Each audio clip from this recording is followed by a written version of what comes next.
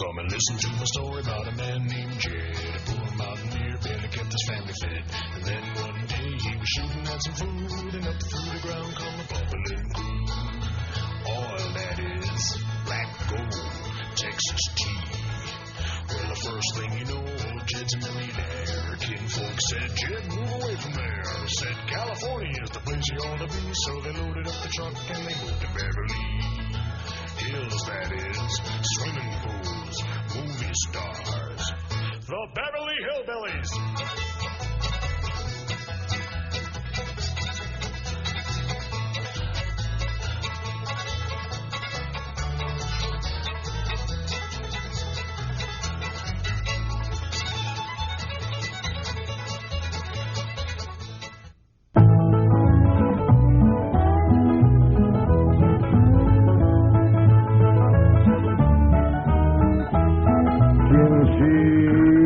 Bake a cherry pie, Billy boy, Billy boy.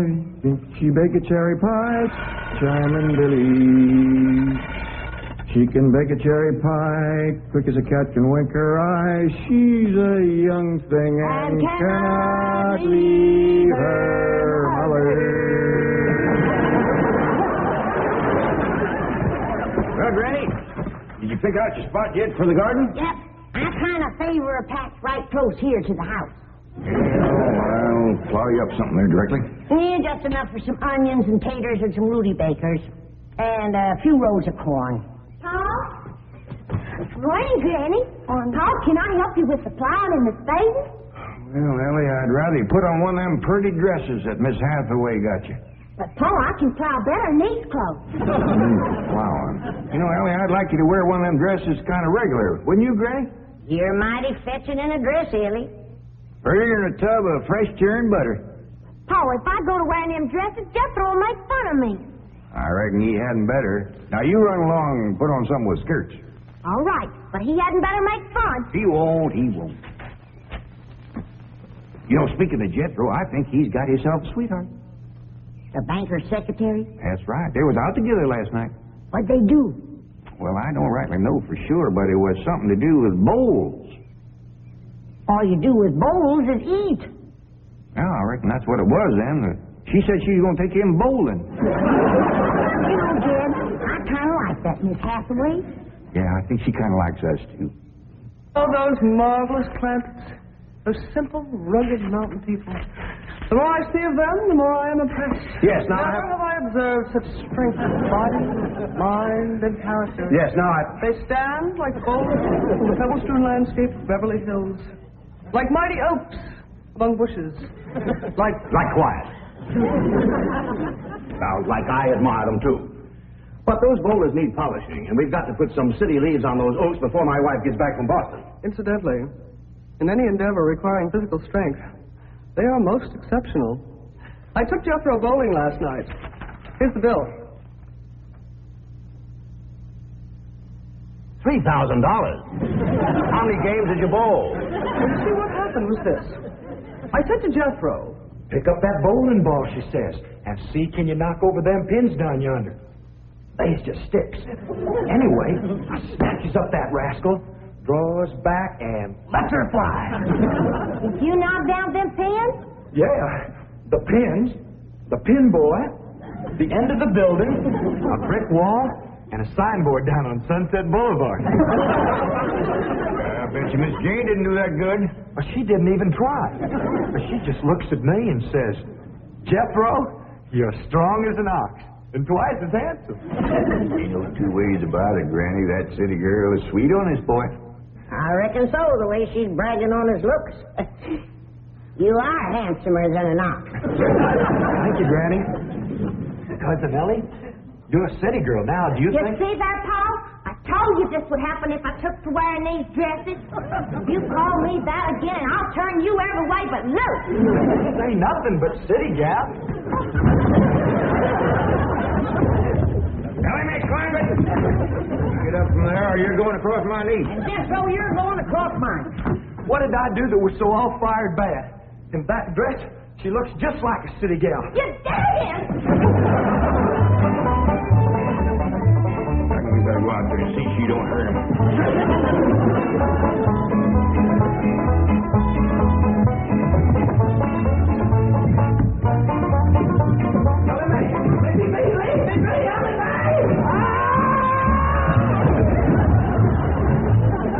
Jethro, now that we're living in a city, you've got to learn to use the steps.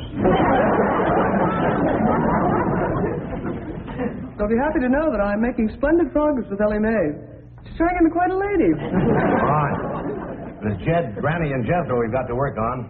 Clothes, manners, the works. What have you done about servants? That's the problem, Chief. They're basically opposed to the whole idea of able-bodied people letting others do their work for them. Well, that's a refreshing attitude. But we've got to get a skeleton staff in there somehow. A combination butler and valet with Jed and Jethro, who help them assemble a wardrobe, teach them how to... Ravenswood. Your butler? Oh, he's never been my butler. Came with my wife like an overweight dowry. Been in her family for years. And with Margaret in Boston, I can certainly spare him, plus her upstairs girl, Marie. I doubt if you can tell Mr. Clampett on the idea of servants. Get him on the phone. I'll make him think he's doing me a favor by taking him off my hands for a while. Right, Chief? She hadn't ought to throw me down on my head like that. What if I'd have been carrying a frog in my hat? You're supposed to be wearing your hat in the house. Well, Granny, where's a fella going to carry a frog? They jump out of your pocket. Hello? Oh, howdy there, Mr. Drysdale. Glad to have you back from Boston. Your missus come with you? Oh, that's too bad. I know her and Granny'd hit it off like two sows in a mud waller. Yes, I'm sure they would. No recipes? No, my wife doesn't do much cooking. No, I doubt if she ever made grits and hog jolls. Well, how about mustard greens and possum belly? No fooling. Pone and squirrel shank? Boiled chicken hog. Well, say, she don't do much cooking, does she? No. Well, the reason I called Mr. Clampett is I have a butler. Well, he really belongs to my wife's family, but he's been with us ever since we were married. And I was wondering if you'd let him come and stay with you for a while. You mean board with us? Well, I guess you could call it that. Who's going to board with us? Just a minute. Some kin of Miss Drysdale named Butler. Oh, why we be just... That's that no good fat rascal that wouldn't let Ellie and me in to help Miss Drysdale when she was sober now. Hello? Granny was talking at me, but she's done now. Oh, no, she ain't. Just a minute. Granny, let me hear the man out, and then we can talk it over. Yes, sir, Mr. Drysdale. I'm a-listening now. Well, in addition to Ravenswood, he's the butler, you can also have my wife's upstairs girl, Marie. Margaret may be away for some time, and I have absolutely no use for him. Well, I sure would like to oblige. Me and Granny will talk it over, and I'll call you. Oh, thank you. You'll be doing me a great favor. I was glad to help out when I can. Thank you again, Mr. Clampett, and goodbye.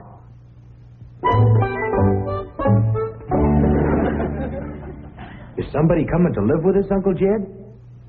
Maybe, Jethro, maybe. Why don't you go out and make up with your cousin Ellie? Okay, Uncle Jed. All right, Jed. Let's have it.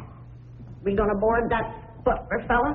Well, Mr. Drysdale will take it mighty kindly if we did. He says he ain't got no use for him. I don't like him myself. You only met him once? Once was enough. I asked him real nice. I says, are you doing for Miss Drysdale that she's feeling poorly? Are you doing the washing and the scrubbing and the cleaning for her?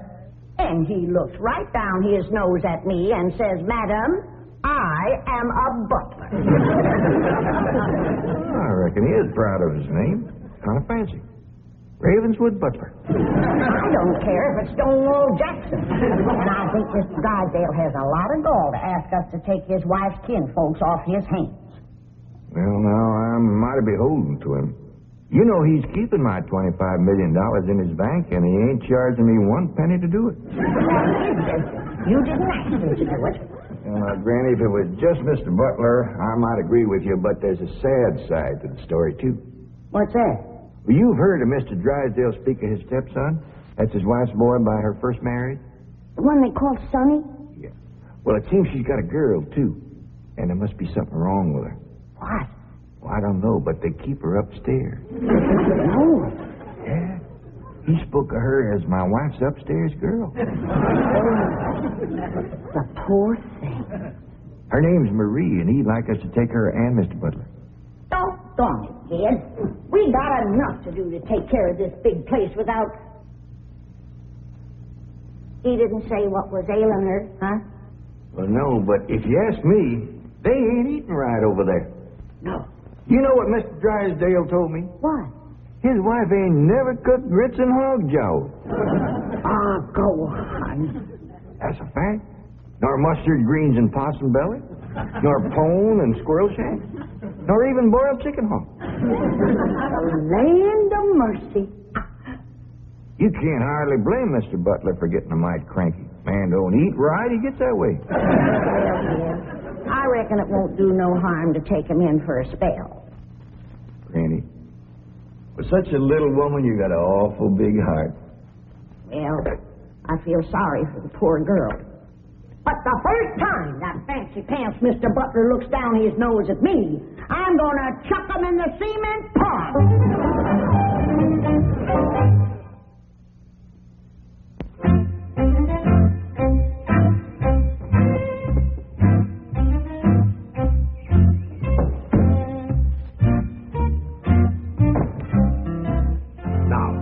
I'm doubling your salaries, the length of time you stay at the Clampett home. But if one word of this gets back to my wife in Boston, you're both out of work with no references. Actually, you will find the Clampetts to be basically fine people. All they need is a little polish. Polish. They need sandblasting. However, I think Miss Hathaway's plan may overcome their initial resentment of wearing city clothes. Yes, I think I have devised rather a clever strategy. To put it briefly and succinctly, my strategy is as follows. I shall propose to the Clampetts that they sit for a family portrait. As you know, my hobby is painting. Now, I shall suggest to the Clampetts that their attire match their background, which is, of course, their beautiful mansion. They will no doubt see the logic of my didactic approach, accede to my wishes, don suitable raiment, and, once they have seen themselves thus attired, take... We're in. Let's go. We forgot to dust the stair rail. I'll do it, Granny.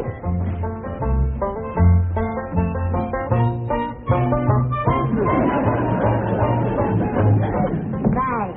Wearing boys' clothes does come in handy sometimes. Hi, Ginger Granny. I think we got her all spick and span for the company. They ain't a speck of dirt no place. Can I go swimming now? Me too? As soon as we help Granny clean up the kitchen.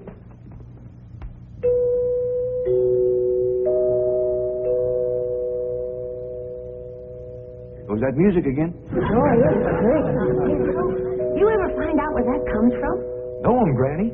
Every single time I commence to looking for it, somebody comes to the door. Nobody to the door now? There will be. You'll see.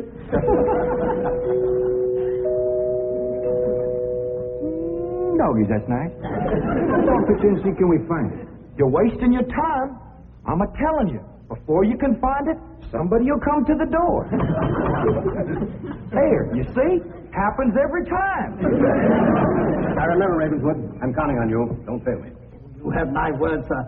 I've been butler and valet since boyhood, as was my father before me and his father before him. And I've yet to meet the man or woman who posed a social problem too difficult for me to handle. That's the spirit. Howdy there. Remember me, Mr. Butler? No! Ravenswood, come back! You gave your word! Come back, you coward! Come back here! I'll cut off your fringe benefit! Ravenswood probably forgot something. He'll return shortly. Meanwhile, this is Marie, Miss Drysdale's upstairs girl.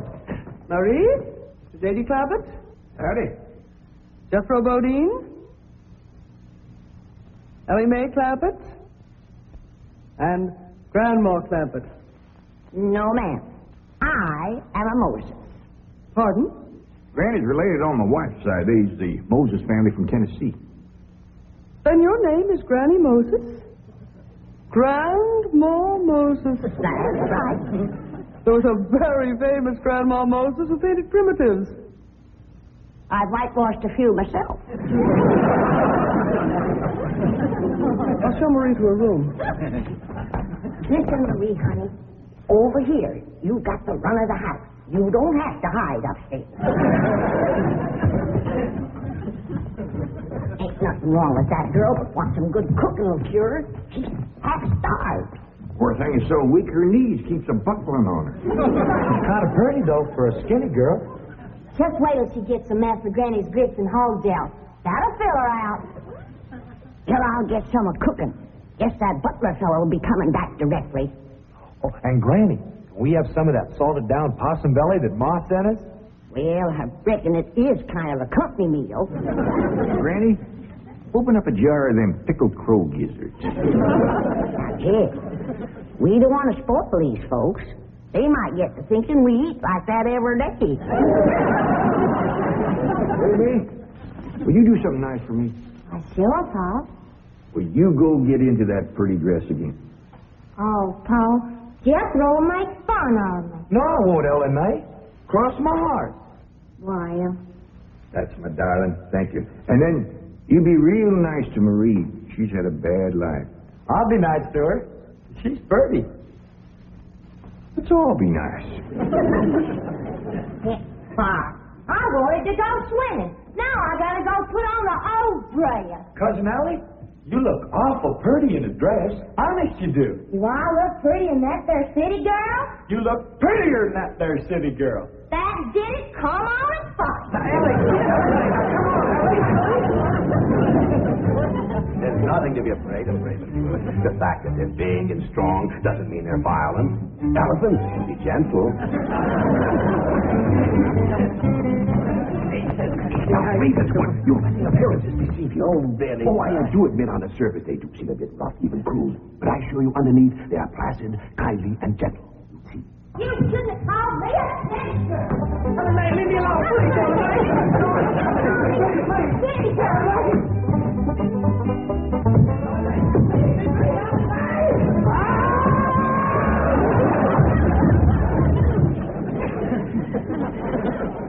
Mr. Butler, don't never say anything nice to that girl. She'll kill you. Come back! You promised! I found your granny when Mr. Drysdale said he didn't have no use for Mr. Butler. He sure wasn't fooling. I just seen him cut through the brush chasing him with a stick. If Mr. Butler gets sassy with me, I'll chase him with more than a stick. Dad, Ellie throwed me down on my head again. If she don't stop that, I'm going to get a headache. Stop riling her, Jethro. But golly, all I said was she's pretty. That ain't no call to bust a fellow's head. How you doing? Oh, howdy, Marie. Hi, Marie. Are you hungry, darling? No, madam. I'm whopping up something here and just set your mouth to watering. Put some strength in your limbs, too. Tell her what it is, Granny. A great big mess of grits and hog jowls. And salted down possum belly. Cold pickled crow gizzards. How you like that? Don't tell me that child ain't hungry. Why, she's ready to drop in her tracks. Set her at the table and I'll dish up a mess. No, please. I only came in to bring you a message from Miss Hathaway. She's preparing to paint a family portrait, and she wishes to know if you all will sit for her. May I tell her that you will sit for her? Well, yeah, I reckon we'll do that. Merci.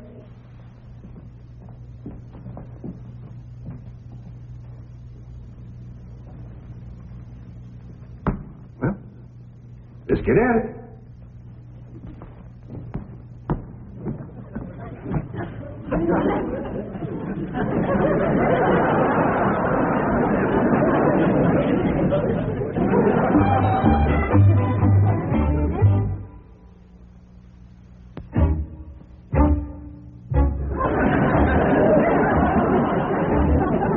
It's all right to talk while we're sitting. Yeah, I reckon. Found out something about Marie. What? She's scared of Mr. Butler. How'd you know? I asked her to go swimming with me, and she says he wouldn't allow it. What business is it of his? That's what I said. And she says he's a butler, and I'm just an upstairs girl. And I got to do whatever he says. We'll see about this. Oh, Steve, let's hit Mr. Drysdale, find him, and give him a whooping. Oh, Captain Granny. Well, you go put a dress on like you promised. Uncle Jed, I'm going swimming. If I see him, I'll fetch him in. Don't go jumping in with your clothes on again. Well, I won't, Uncle Jed. Miss Hathaway, she gave me a present last night. She says it's something special for her to go swimming in. What'd she give you? Oh, pair of trunks. You go swimming in a cement pond. Boy, it's too big to go swimming in a trunk. In a pair of them. I got a feeling that Mr. Butler feller is going to be trouble. We can handle him. Well, I still say that I think Mr. Drysdale has a lot of nerve to ask us to board his wife's relations. Maybe he just fed up. Man can get awful tired of having his wife's kin underfoot all the time.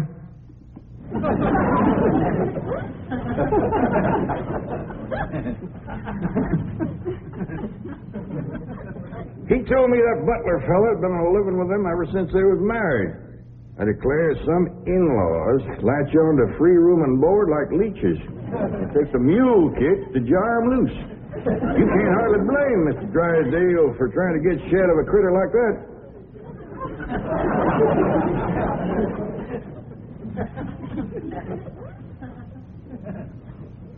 Is that the way you feel?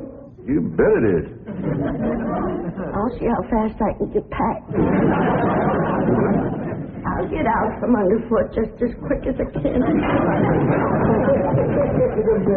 No, Jeff. I know when I'm not wanted. It don't take no mule kick to get shed of me. Granny, I wasn't talking about you. We couldn't get along without you. No, Jeff.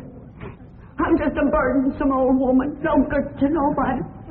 Why don't you throw me down the well? Go ahead, pick me up, carry me out to the well, and throw me in. Stop talking like that. Uncle Jed! Uncle Jed! I caught him. Mr. Drysdale, he gave up, but I caught this fat little rascal. You going to whip me, Granny? No, Jethro. I'm going to get thrown down the well. Why don't you throw us both down the well together? But it's no good leeching both. Mr. Butler, I'm sorry Jethro got a mighty rough with you. He don't mean no harm. He's just an overgrown boy. Now, we'd almighty pleasure to have you come and stay with us, and as long as you behave yourself, won't be no trouble. Oh, I'm Jed Clampett. Sir. Sure, Granny. I reckon you and Jethro done met. Yeah. Sir. Oh, and this here's my daughter, Elly Mae. Chantez, mademoiselle. Vous êtes très belle, très charmant, très ravissant. Don't you dare use them kind of words to a lady. What do you say, Granny? I ain't sure, but it sounded dirty. Your daughter was pretty and charming. Oh, you're so different from all the others. You're like a beautiful city girl. He had not have said that. Oh, Mary, Oui, Miss Jane. didn't you say the Clampetts had agreed to sit for their portrait? Oui, they said they would do it. What is it? I believe it to be self-preservation, madam. No!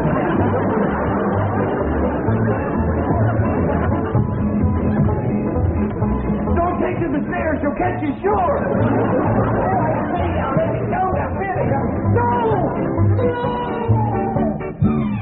Sounds like Elly got him. Afraid so. Somebody please tell me what is transpiring? Dead. Elly throwed him all right, but I caught him before he hit the floor. So here you are.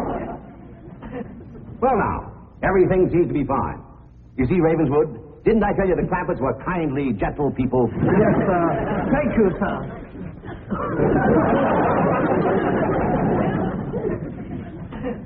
We're going to have to feed up both of them, Granny. His knees is buckling, too.